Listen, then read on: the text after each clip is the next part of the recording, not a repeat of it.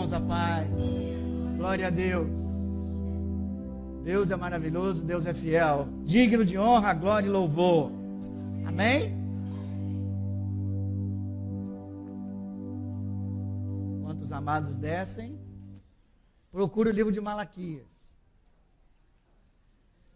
Uma pista, vai lá em Mateus e dá uma voltinha atrás, é a melhor forma de chegar nele. É o primeiro livro. Aliás, é o último livro do Velho Testamento. Aleluia. Capítulo 1.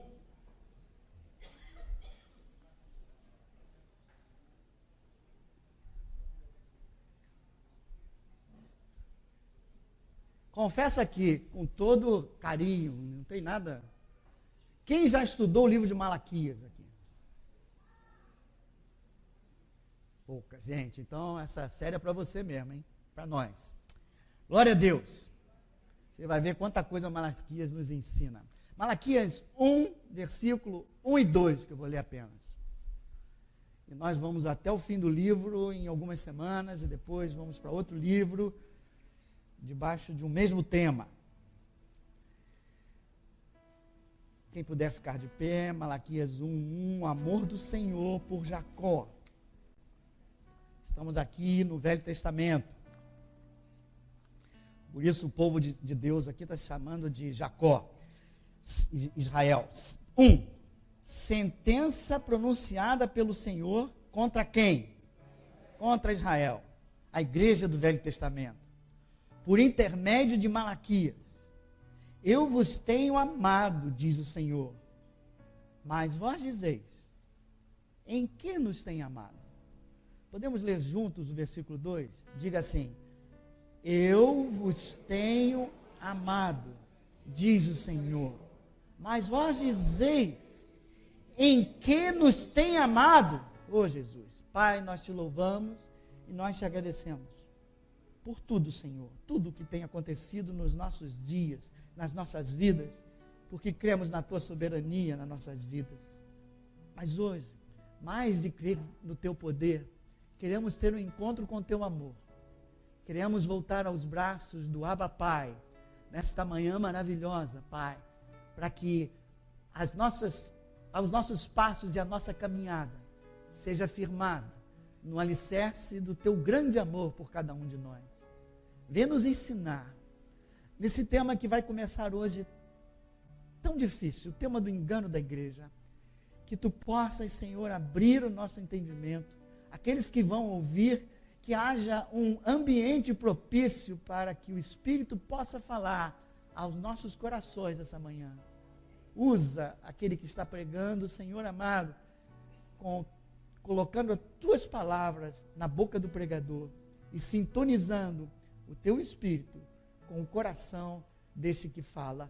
Eu te louvo, eu te agradeço, em nome de Jesus. Amém. Glória a Deus, podemos sentar. Até semana passada, até retrasada, falamos de muitas heranças, influências que vêm dos outros, dos pais, dos avós, que acabam tendo alguma influência nas nossas vidas. Esse é um lado da moeda. O outro lado da moeda é que a salvação é responsabilidade pessoal. Por pior que tenha sido teu pai, tua mãe, tua avó, tua tia, ou por melhor que eles tenham sido, não importa, é você que vai acabar decidindo com o seu coração diante de Deus a sua salvação.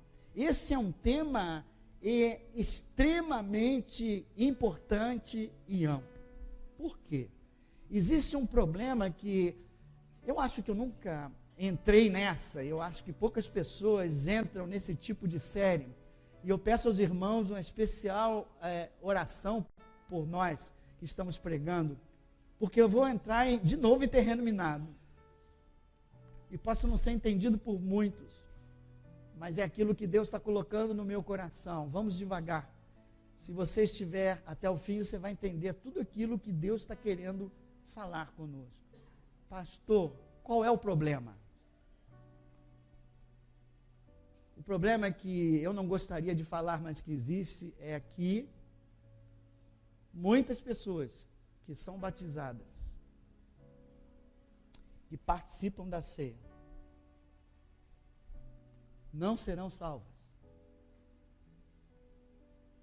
Muitas pessoas que acabam declarando de boca que Jesus Cristo é o Senhor, muitas pessoas que até conhecem o Evangelho, não serão salvas. O fato de pertencermos a uma igreja, o fato de estarmos sentados à mesa do Senhor, é muito bom, é necessário, mas não é suficiente.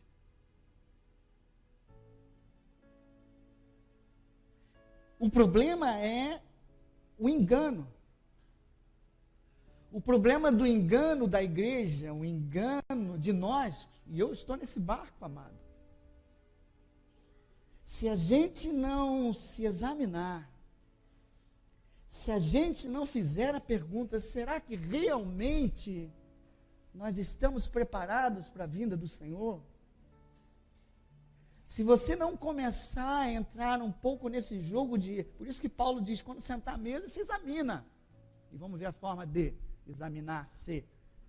Mas esse é o meu problema, é o teu problema.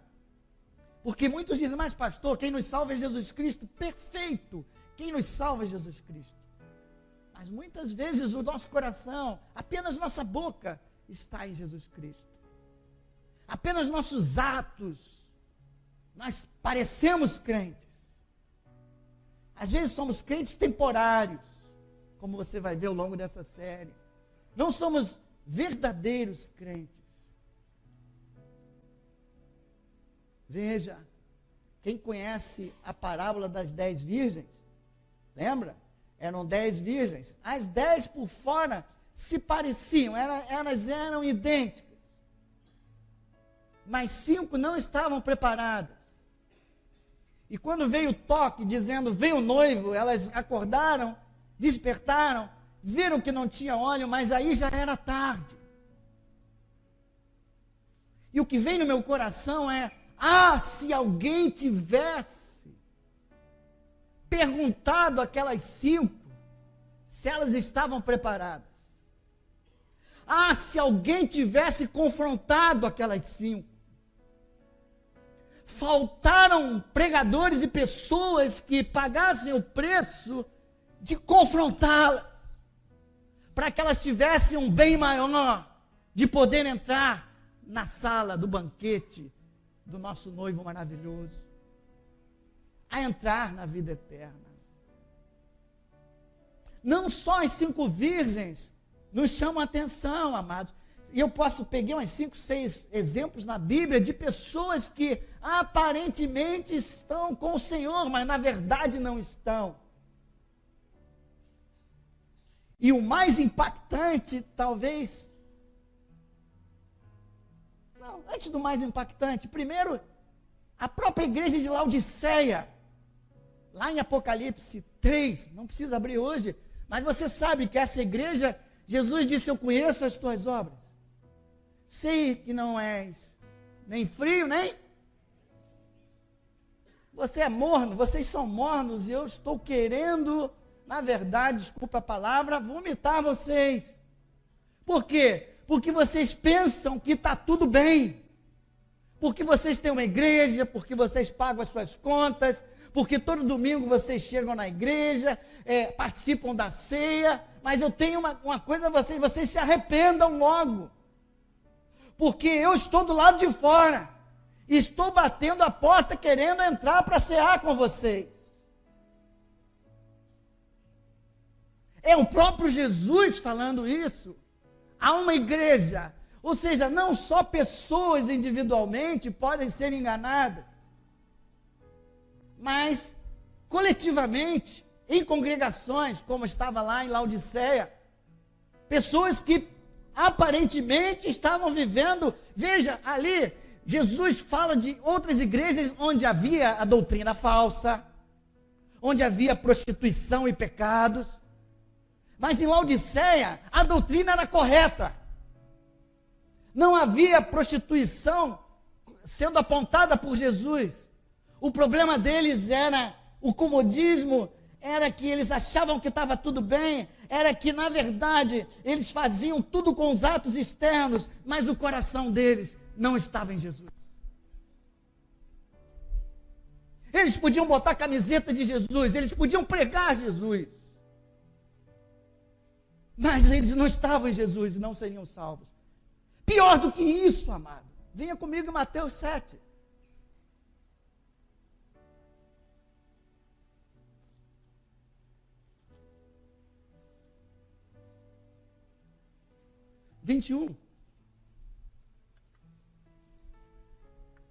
Qual é o bem maior que nós temos?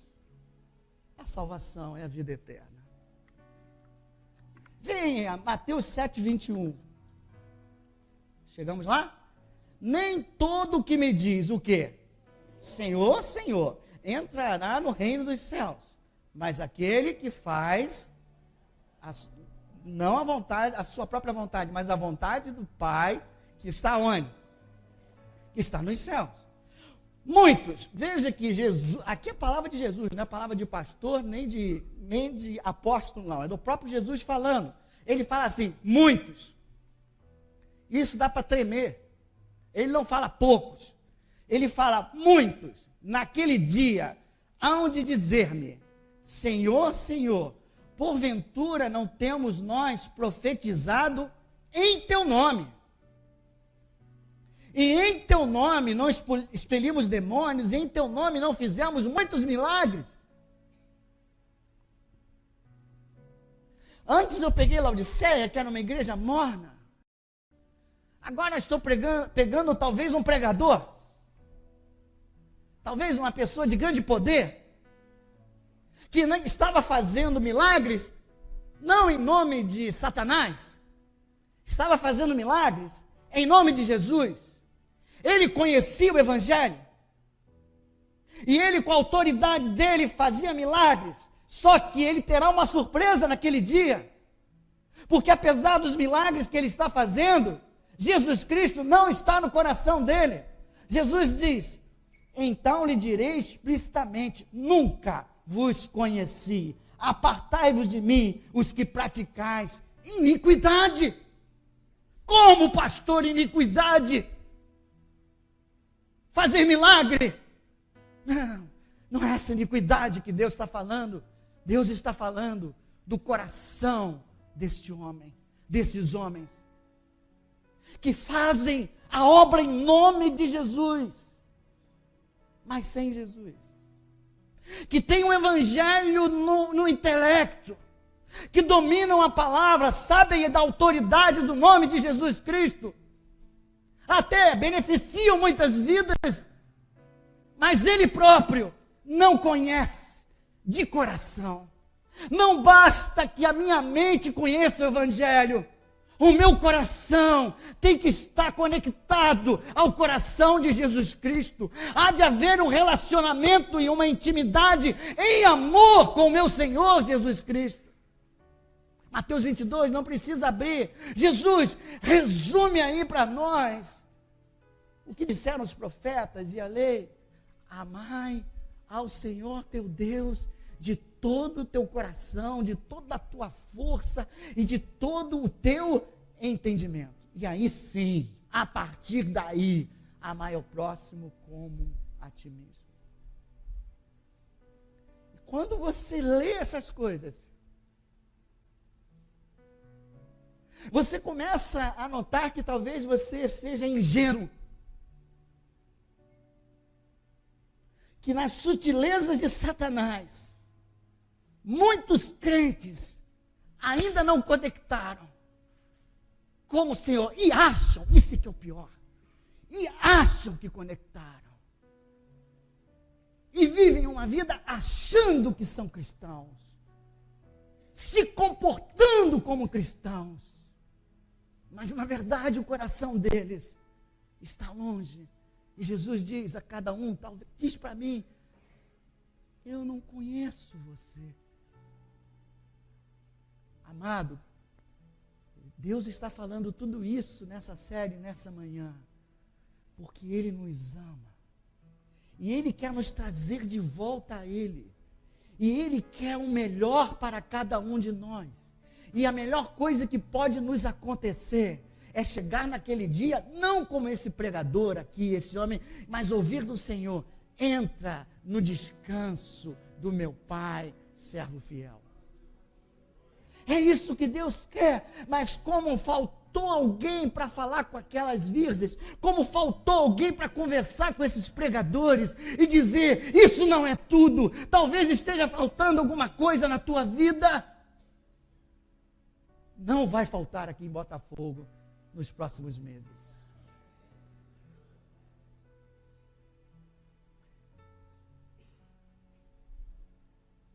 O problema é que muitos são enganados e não entrarão no reino. E a série o que é? Deus nos deu uma estratégia para essa série. Vamos começar por Malaquias. O que é Malaquias? Malaquias é a fotografia da igreja do Velho Testamento, do povo de Deus,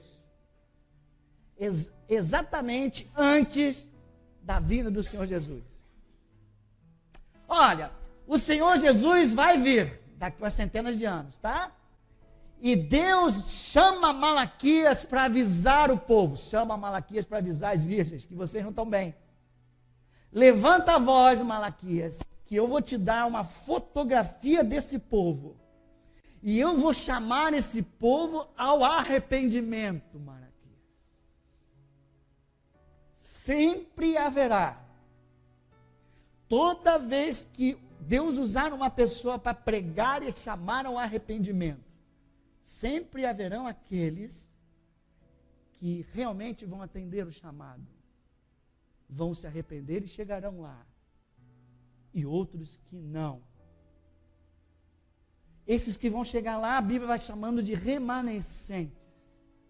Em cada lugar onde se prega o Evangelho, há os remanescentes, aqueles que não se misturam, aqueles que verdadeiramente adoram a Deus. Deus procura a quê? Adoradores que o adorem em quê? Em espírito e em verdade, em espírito, lá de dentro, de todo o coração, em verdade, de forma sincera no coração, e verdade maior não existe em Jesus Cristo. É isso que Deus procura. E aqueles que estão se desvirtuando por algum motivo, Deus manda pessoas para dizer, como mandou para Davi, mandou Natan para Davi: olha, você errou, cara, para de fingir que não aconteceu nada. E esse chamado dessa série é: Igreja de Botafogo, vocês estão errando. Ouçam a minha voz, enquanto há tempo. Porque eu não quero que vocês fiquem como esse pregador. Eu quero que vocês subam. Não brinquem de fazer igreja.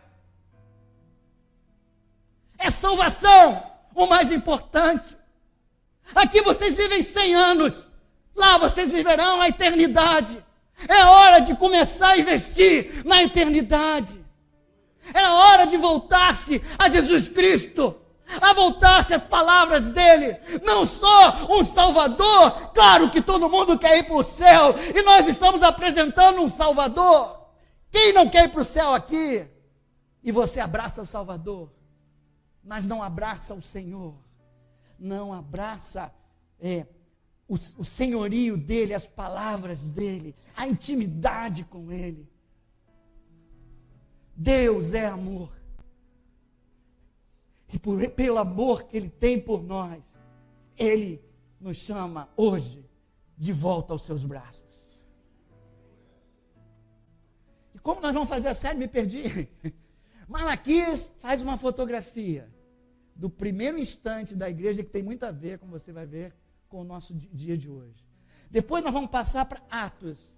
Malaquias, fotografia antes da primeira vinda. Atos, fotografia logo após a primeira vinda, igreja crescendo. Pedro 1 e 2 e Judas, a oposição da igreja contra a igreja. Do lado de fora, perseguição, e do lado de dentro, as falsas doutrinas. E finalizando, nós vamos para a terceira fotografia, em Apocalipse, que é a fotografia da igreja antes da segunda vinda. Nós vamos estudar e vamos em nome de Jesus, nos examinar, nos arrepender e vamos segurar nas mãos do Senhor em nome de Jesus. Amém? Então você já teve uma ideia, durante a série você vai entender melhor. O problema é o engano. O lado bom é que Deus nos ama e não nos abandona e nos chama ao arrependimento. Arrepender de quê? Você vai começar a ver em Malaquias. Ok? Vamos começar então Malaquias. Último livro, último profeta que se levanta. Rapidamente um contexto histórico. O povo está lá em Neemias e Esdras, tinha voltado do exílio. Quem lembra disso? Do exílio da Babilônia. Ficaram lá anos e mais anos. E agora eles estão alegres. Voltaram, pelo menos na hora da volta, né? Voltaram, aí trabalharam, enfrentaram oposição. Os muros de Jerusalém começaram a ser restaurados. O templo foi restaurado. E eles começaram então a colocar no coração que o tempo das grandes promessas era chegado. Que o tempo da restauração completa que os profetas Isaías e outros profetizaram, já estava chegando. Mas cerca de 100 anos depois de todo esse movimento de volta do cativeiro, as coisas não estavam acontecendo como eles esperavam. Tem hora que as coisas não acontecem exatamente do jeito que você espera. Às vezes demora para que as promessas se cumpram na tua vida. E os provérbios diz: a esperança que se adia, adoece o coração. E eles não são diferentes de nós, e nós não somos diferentes deles. Eles olhavam e diziam: poxa, os profetas profetizaram de paz, e não a paz. Porque havia ainda inimigos diante deles. Eles oravam para o templo, que era o símbolo da religião deles, e o templo agora era menor que o templo antigo que eles tinham, que foi destruído. Eles olhavam para a situação econômica, parecida com a nossa hoje, e achavam muito difícil. E começa então a vir um desânimo naquele povo. Havia uma certa decepção em relação a Deus, as suas promessas e as coisas de Deus. O amor às coisas de Deus começa a diminuir. O povo começa a se dispersar. Em busca de quê? De seus próprios interesses. Para enfrentar com as suas próprias forças esse momento difícil que eles enxergam ao olhar para o lado. Assim, os assuntos pessoais são priorizados em relação às coisas de Deus. E começa uma época de esfriamento em relação a Deus. O pior, aí começa o engano. Porque embora o coração deles tenham se afastado gradativamente de Deus, eles continuavam indo para o templo. Eles continuavam fazendo os seus rituais, como se nada estivesse acontecendo. Mas quando o coração se desvia, o próprio culto deles começa a ficar mais mecânico, começa a ficar sem zelo, começa a ficar sem a presença de Deus.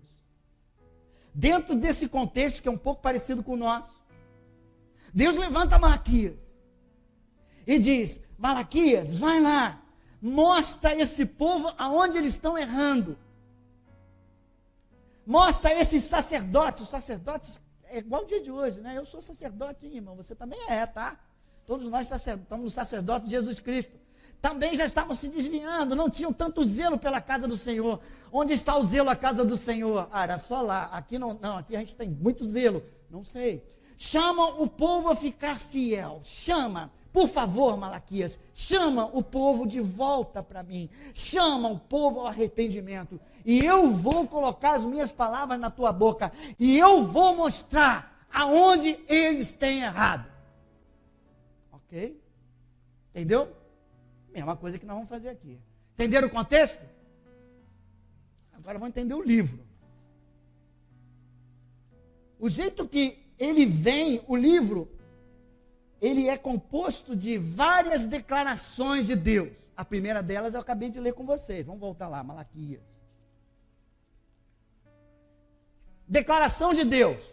Eu tenho vos amado. Resposta do povo.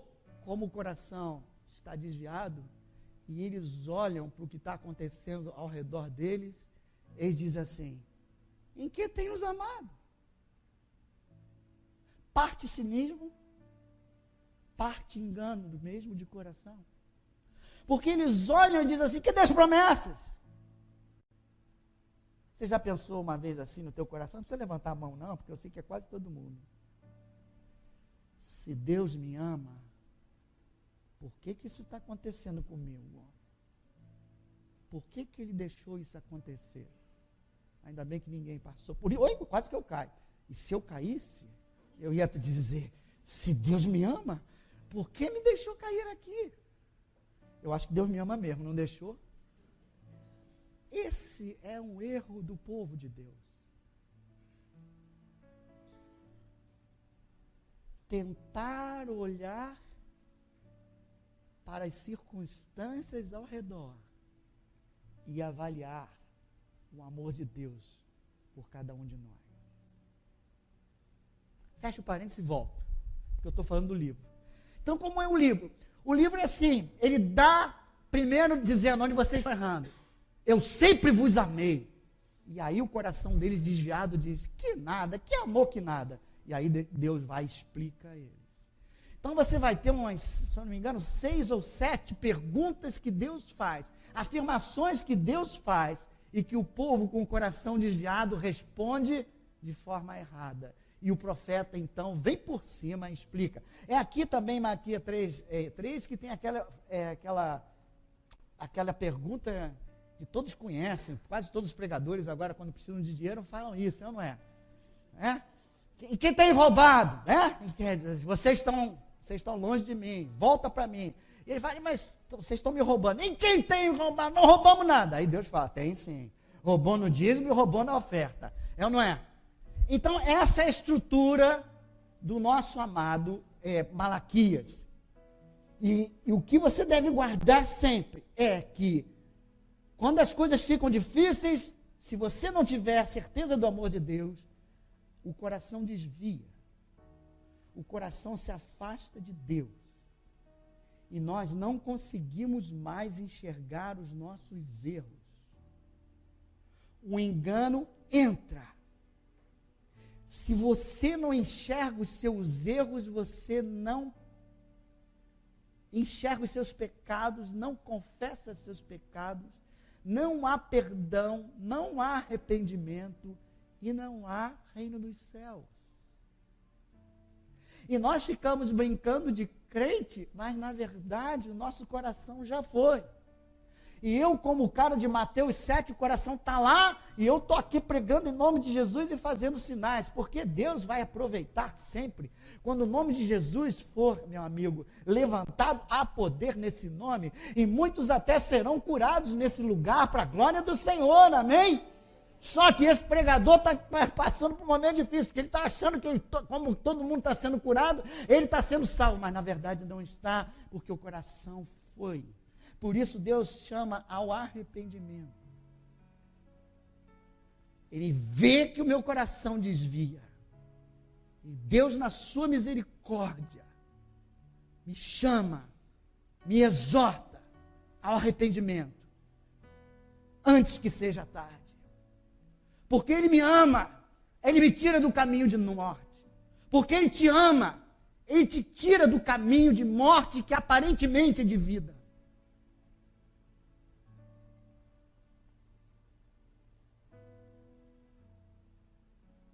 Para encerrar essa introdução, quando o coração se desvia, a maioria das vezes, nós continuamos com os atos externos. Todo mundo ri dos fariseus. Não é? Quando eu falo do fariseu, o negócio mas nós estamos cheios de fariseu. Dentro de nós há um fariseu que está acordadão, O meu coração está longe, desanimado, chateado, cheio de lixo, ressentido, amargurado, mas eu continuo. Aleluia, aleluia, aleluia. Que é na hora do dízimo, pô, levei uma bênção legal. Hoje eu vou dar o dízimo e a oferta. Pimba! Domingo que vem, pimba. Meu irmão, tudo isso é muito bom. Tudo isso é necessário. Mas aonde está o teu coração? Jesus certamente falou assim, numa hora que ele estava pregando no monte, ele falou assim, esse troço aqui está engraçado, está me incomodando. Se a tua mão te faz pecar, corta a tua mão. É melhor tu ir maneta para o reino do céu, de que tu ficar aqui, não foi? O olho, está olhando para a mulher dos outros, meu amigo, está adulterando no coração, fura teus olhos, disse o Senhor Jesus. Porque é melhor você entrar cegueta desse teu olho do que ficar aqui. Amém? No reino do céu, do que ficar aqui cegueta. Agora, no coração, se o coração te faz pecar, corta o teu coração. Não. É com o coração que você vai. É ele que precisa ser transformado. É ele que precisa ser modificado. Você vai ser salvo no coração. Se creres no coração e com a boca declarares que Jesus Cristo é o Senhor, é o coração. Portanto, atos externos precisam ser feitos, sim, mas sozinhos não significam nada. Hoje Deus nos chama de volta. Quem pode dar um glória a Deus aí? Ah, glória a Deus que ainda é tempo. Ainda é tempo. Então vamos lá, vamos começar. Já acabou a introdução. Primeira declaração de Malaquias. Já comecei a falar sobre ela ainda há pouco. Eu vos tenho amado, diz o Senhor. Mas vós dizeis, em quem nos tem amado? E aí ele começa a explicar que ele é um povo que eles são um povo de Deus e ainda não entenderam. Ora, a primeira declaração de Malaquias talvez seja a mais importante. Ela fala sobre o amor de Deus. Eu sempre vos amei, disse Deus para eles. Antes até de criar vocês, eu já amava cada um de vocês. Eu vos escolhi. Mas o povo não percebe este amor. O coração não percebe, pergunta, em quem nos tem amado? Onde nos ama? Se tudo isso está acontecendo comigo? Veja como aqui é crucial. Porque se você não percebe o amor de Deus, você não desfruta o amor de Deus. Se você não percebe o amor de Deus, você não é grato de coração por esse amor. Se você não percebe o amor de Deus, você não é transformado por esse amor. Se você perde a consciência do amor de Deus por você, você perde a alegria. O coração se desvia gradativamente para outras coisas. Porque a sua alma tem sede de Deus. A tua alma tem sede de alguma coisa, o teu coração. Se você não se alimentar no amor do teu Deus, você vai se alimentar de outras coisas. E o teu coração vai se desviar. E como eu já falei, o comportamento vai ficar igual. Muitas vezes.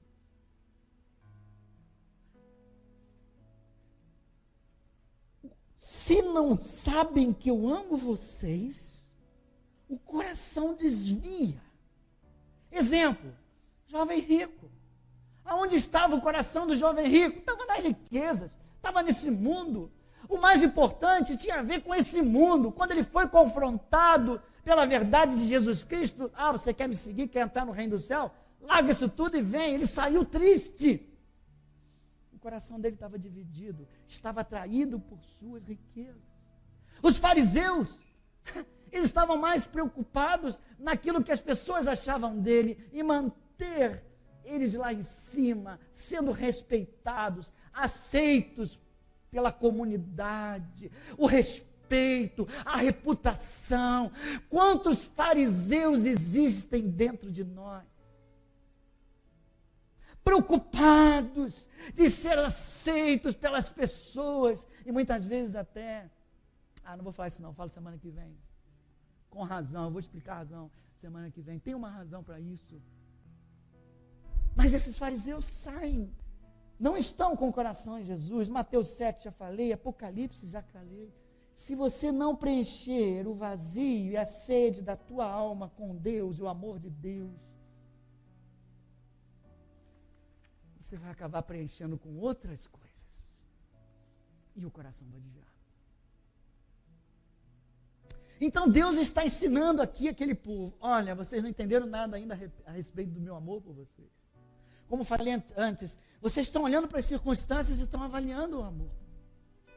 Se as circunstâncias estão boas, vocês acham que eu amo. Se as circunstâncias estão mal, está ruim, está crise, vocês acham que eu abandonei vocês e não amo vocês. Não é bem assim. Lembre-se que Jesus falou, no mundo tereis, mas tem de bom ânimo, eu venci o mundo, disse o Senhor Jesus. Essa é uma forma errada de avaliar o amor. Se você avalia errado, você não percebe. Se você não percebe o amor, já era. Olhe para a cruz. Olhe para a maior demonstração do meu amor. E lembrem-se que vocês não fizeram nada por isso.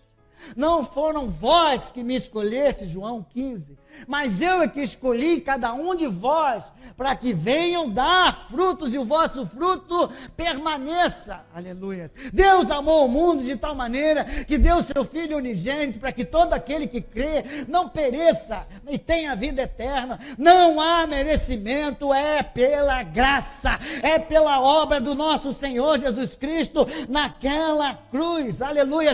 Veja aonde vai o meu amor por vocês, povo de Deus, a ponto de enviar o meu próprio filho a uma morte incomparável naquela cruz, uma morte maldita naquela cruz. Fiz isso por amor a vocês, e vocês, porque está difícil pagar a conta, me perguntam, onde está o teu amor?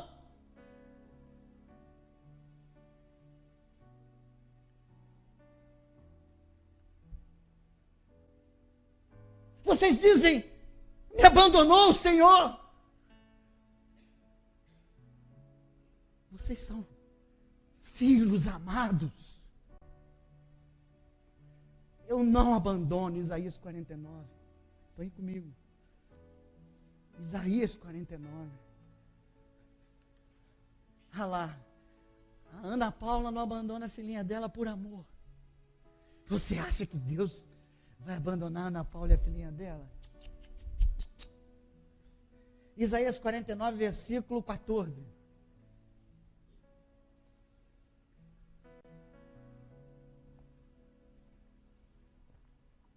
Mas Sião diz, é o povo que está em crise, diz, o Senhor esqueceu de mim. Aí Deus fala, acaso pode uma mulher esquecer-se do filho que ainda mama, de sorte que não se compadeça do filho do seu ventre? Mas ainda que essa viesse a se esquecer dele, eu, todavia, não me esquecerei de ti. Olha, nos dias de hoje tem até mãe dando filho, não é? Já viu isso? O negócio está tão ruim, né? Que as mães dão bebê ainda, botam até na lata do lixo. Nós já vimos isso na televisão.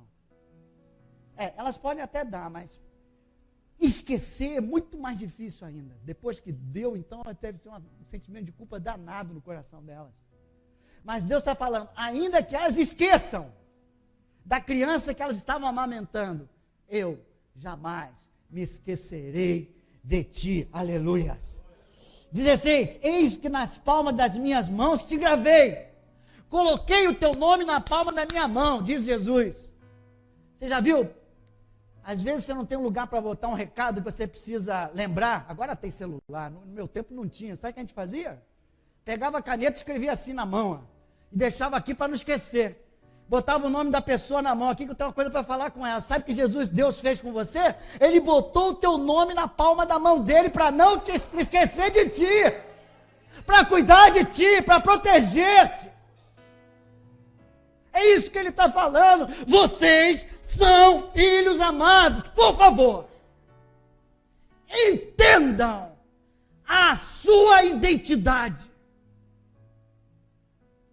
de filhos amados. Se vocês não entenderem dessa identidade, vocês não vão desfrutar das maravilhas que eu tenho para cada um de vocês. E vocês correm o perigo de se desviar.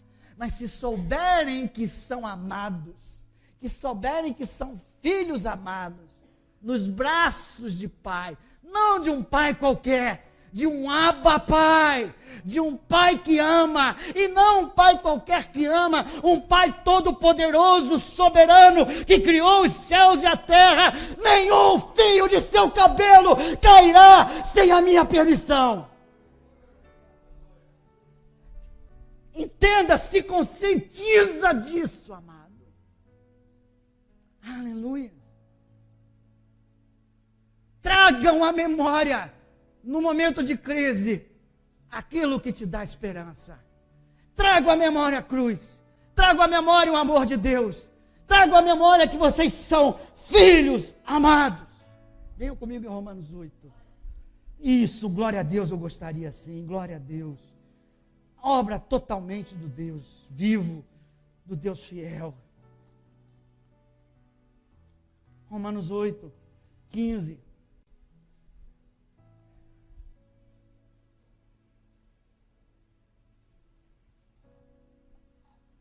Romanos 8,15 diz assim: porque não recebestes o quê?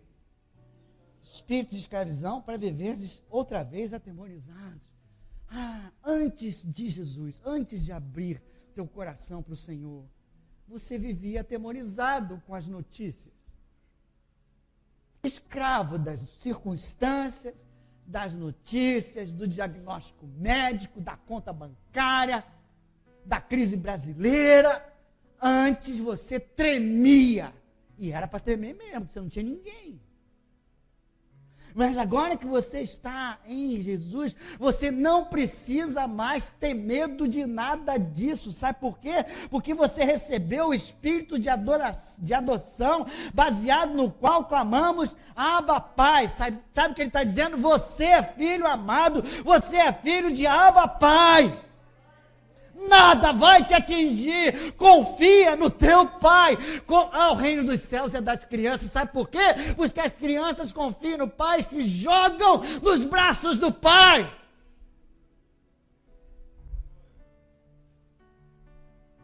Aleluia. E aí ele continua: o próprio Espírito dentro de você testifica que você é filho de Deus. Ora, se somos filhos, somos também o quê? Herdeiros. Herdeiro de tudo que Deus tem em Jesus Cristo nas nossas vidas. E eu não vou ler nem o 18 hoje, e vou para o 35. Quem nos separará do amor de Cristo?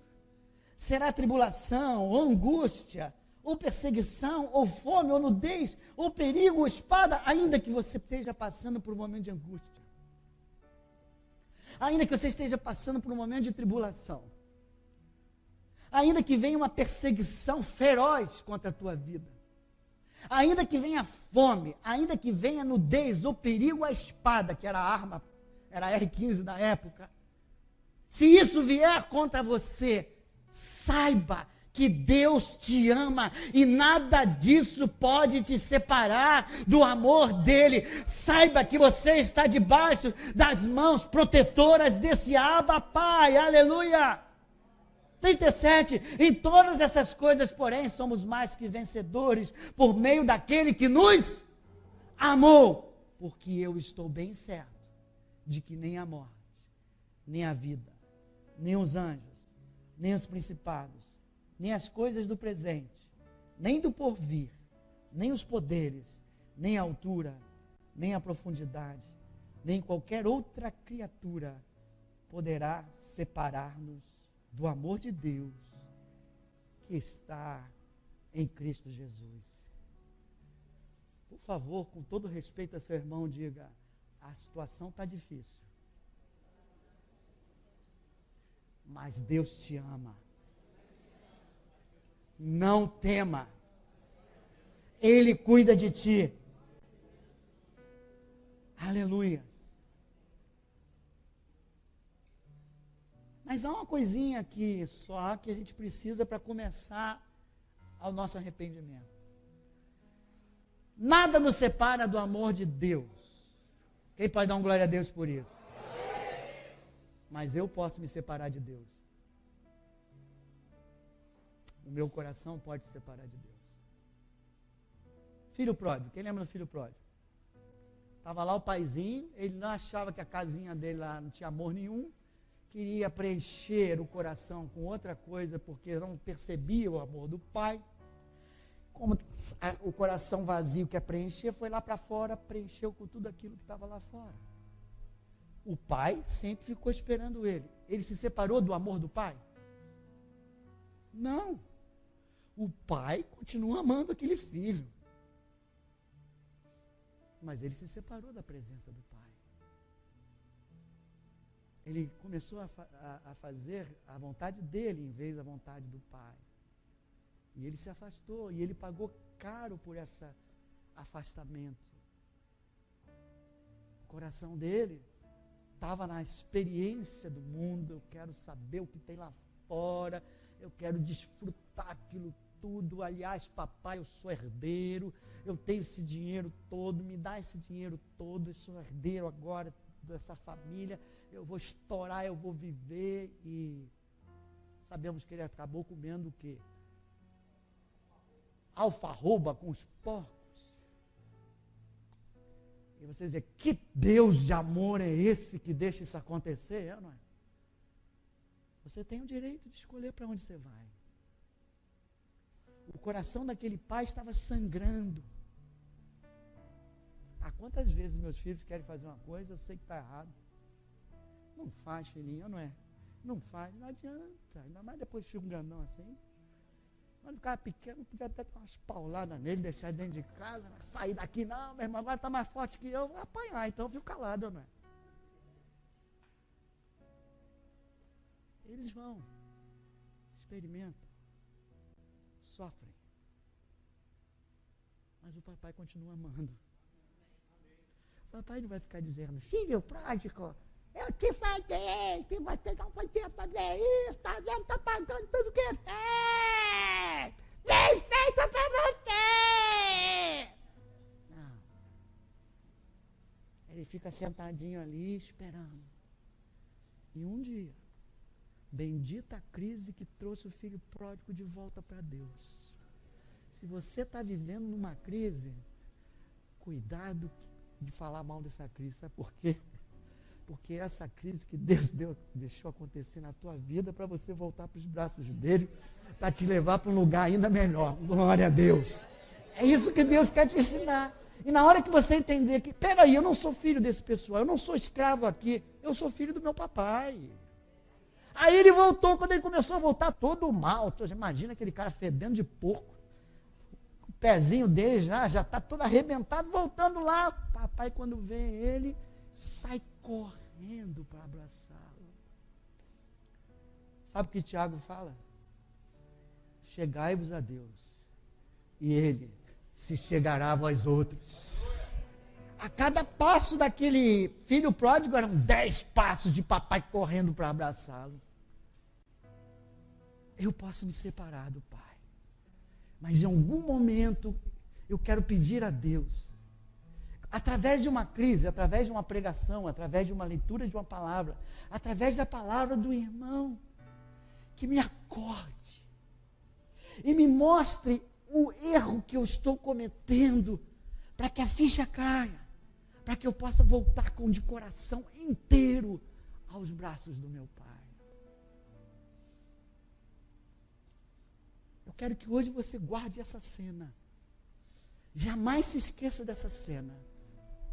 O moribundo do filho pródigo, todo sujo, todo arranhado de porco, voltando devagarinho. Errou, e errou mesmo. E o pai abraçando. Se fosse eu, falava assim, primeiro você vai tomar banho, depois a gente abraça. Ele não só abraça, pega o anel da aliança, ele faz parte da família. Uma vez filho, sempre filho. Uma vez herdeiro, sempre herdeiro. Por isso, Paulo nos ensina, se examinem, para ver em que terra vocês estão. Não fisicamente, porque isso eu já sei. Somos grandes atores. Mas para você determinar onde está o teu coração. Onde está o teu coração, amado? O que te atrai? O que te leva, que traz alegria a você? O que consome os teus recursos, o teu tempo, o teu dinheiro? O que é? Aquilo que te faz ficar alegre. Precisa ser o amor de papai. Precisa ser o amor de Deus Pai. Antes da ceia, vamos ler 1 Coríntios 11, então.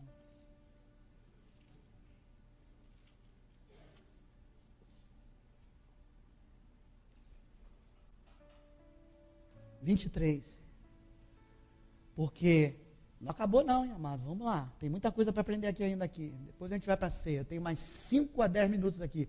Porque eu recebi do Senhor o que também vos entreguei. Que o Senhor Jesus, na noite que foi traído, tomou o pão e, tendo graças a Deus, o partiu e disse o quê? Isso é meu corpo, o que é dado por vós. Fazer isso em memória de mim. Por semelhante modo, depois de haver ceado, tomou também o cálice, dizendo, esse é o cálice da nova aliança, do meu sangue. Fazei isso em... O que Paulo está dizendo, por que tem a ceia? Um memorial, para quê? Para trazer a memória, o que te traz esperança? Para trazer a memória, a grandeza do amor de Deus por você. Para trazer a memória que você é filho amado. Amém? A primeira coisa que nós precisamos é examinar, aí depois ele diz, primeiro é lembrar. Por quê? Se eu tenho medo do meu pai, eu não quero nem, eu quero esconder os meus erros. Porque eu tenho medo que ele vai me punir. Mas Paulo está dizendo, não precisa ter medo não. Você tem que lembrar que ele é o pai de amor, que quer cada vez mais estar junto de você. Então você lembra que ele tem amor por você, e depois, vamos lá, 27, por isso aquele que comer o pão ou beber o cálice do Senhor indignamente, será réu do corpo e do sangue. 28, examine-se, pois, o homem a si mesmo, e assim, coma do pão e beba do cálice. Em outras palavras, examine o coração e volta para os braços do Pai. Amém? Examine o coração, não para se acusar, não, para se limpar, para trocar a roupa, vestes dignas do Deus que você segue, do Pai que você serve, digna da família que você pertence, para que receba um abraço do Pai. Se examinar não para não participar da mesa, pelo contrário, para participar da mesa. Mas, por favor, aí, o examinar você tem que ter muito cuidado, porque a maioria de nós examina apenas olhando os seus atos externos, que é a primeira coisa que tem que ser feita. Ontem, briguei com a Maria. Senhor, perdão. Anteontem, briguei com a Maria. Senhor, perdão. Outro falando, briguei com a Natália. Senhor, perdão. Briguei com os pastores. Senhor, perdão. Fiz isso. Irmão, como eu sou um cara bem comportado, 63 anos de idade, já não estou brigando tanto. Então, vou sentar nessa mesa, vou me examinar e sabe o que eu vou ver? Nada. De duas, uma. Ou eu fui elevado à categoria de santo dos santos, ou eu não sei me examinar. Não sabemos nos examinar. Porque, como eu falei ainda há pouco, os atos externos continuam o mesmo. O fariseu achava que estava justificado, dizendo, eu jejuo, eu pago meu dízimo, mas jamais olhou para o coração. Examine o vosso coração. Por isso que Davi, lá no Salmo 139, disse, tu me conheces, meu Deus. Tu és maravilhoso demais, eu não consigo me afastar de ti. E começou a elogiar a Deus, a presença dele, depois começou a falar mal dos caras lá, que esses caras não te amam, não sei o quê. De repente ele caiu em si e disse assim, mas peraí, Senhor, tu me conheces. Salmo 139, acho que é 23, 24. Vamos lá. Você tem que saber isso, que tem que começar a aprender. 139. 23 e 24. Diz assim, sonda-me, ó Deus, e conhece o meu coração. Prova-me, conhece os meus pensamentos. Vê se há em mim algum caminho mau e guia-me pelo caminho eterno. Davi está dizendo, eu posso estar achando que está tudo bem, mas pode não estar. Meu Senhor, tu me conheces. Tu sabes melhor o que está no meu coração do que eu mesmo. Espírito do Senhor, me mostra o meu erro. Me mostra onde eu estou errando no meu coração. Esse é o exame nível 2 que você precisa fazer. Primeiro, realmente, pede perdão que você bateu na esposa, fez um monte de coisa errada. Tudo bem, pede perdão disso com arrependimento. Mas eu acho que a maioria de nós não é esse o problema. O problema é estar lá dentro do coração que se desviou. E o fariseu da vez continua com o nariz em pé. Sabe para onde esse cara vai? Deus dá graça aos humildes, mas resiste os soberbos. Cada um de nós aqui tem algo a confessar diante de Deus. Talvez você não enxergue ainda, mas cada um tem. E eu quero pedir ao meu Senhor que no momento dessa ceia, quando você sinceramente quiser, como Davi, abrir o coração e dizer, Senhor, mostra o meu erro. Mostra o meu erro. Aleluia.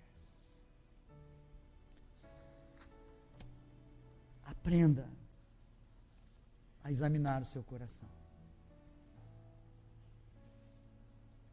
Para onde o teu coração tem sido atraído? Pelo que o teu coração tem sido atraído? Pelo amor de Deus ou pelas coisas desse mundo? Será que Deus tem sido primeiro no teu coração? Será que você tem percebido a grandiosidade do amor de Deus por você? Será que você já se conscientizou da identidade de ser filho amado de Abba Pai?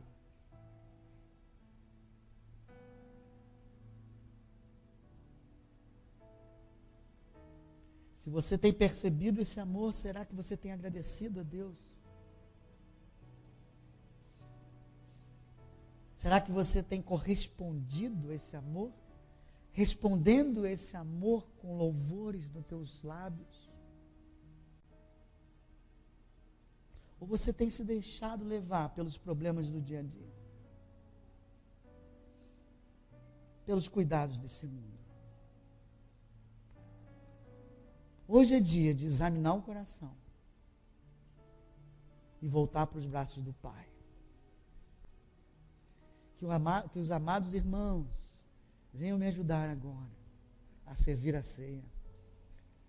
Aleluia.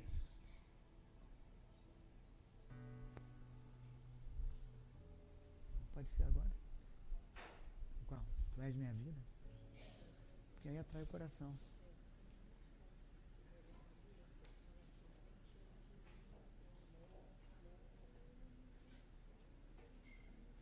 Mas eles conhecem.